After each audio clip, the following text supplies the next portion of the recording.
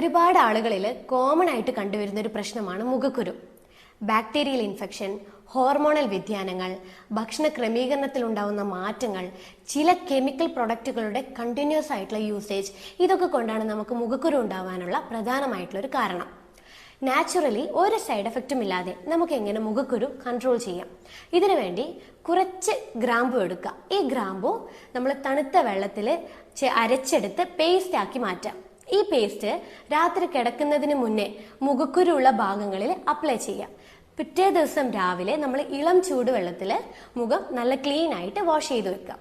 ഈ ഒരു റെമഡി നിങ്ങൾ ഒരാഴ്ചയോളം തുടർച്ചയായി ചെയ്യുവാണെങ്കിൽ നല്ല രീതിയിൽ നിങ്ങളുടെ മുഖക്കുരുവിനൊരു മാറ്റം ഉണ്ടാവുന്നതാണ്.